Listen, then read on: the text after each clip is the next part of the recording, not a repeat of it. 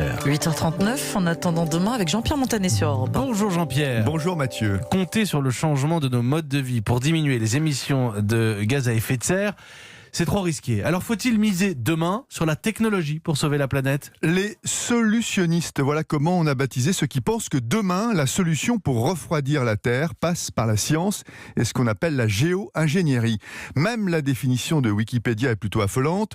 Ensemble des techniques visant à manipuler, modifier le climat et l'environnement de la Terre à grande échelle. Manipuler donc, s'en remettre au génie humain pour triturer la météo, les océans, le ciel et la Terre, appeler à la rescousse des ingénieurs de tout poil et leurs trouvailles.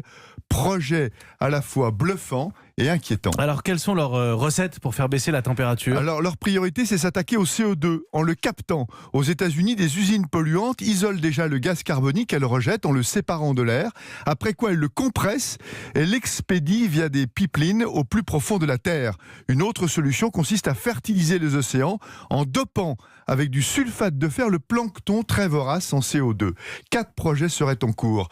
Refroidir la Terre passe aussi par des expérimentations plus farfelues, comme contrôler les nuages pour déclencher des pluies au-dessus des zones arides.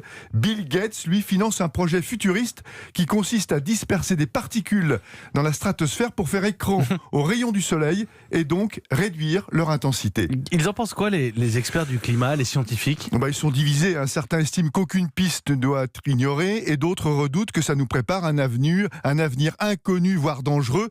Allusion par exemple au projet concernant le soleil ou les nuages. Ce qui fait consensus, c'est l'absence de solution miracle et le fait que ces technologies n'offrent qu'un potentiel limité pour rafraîchir le climat. Le plus grave, c'est le danger moral qui pèse sur ces promesses placées dans la science. Oui, il faut compter sur elles, sur le progrès pour aider la planète à s'en sortir, mais surtout ne pas se jeter aveuglément dans les bras des nouvelles technologies. Imaginez que c'est notre seul salut serait se fourvoyer et trahir les futures générations, car personne ne sait quels seront les résultats.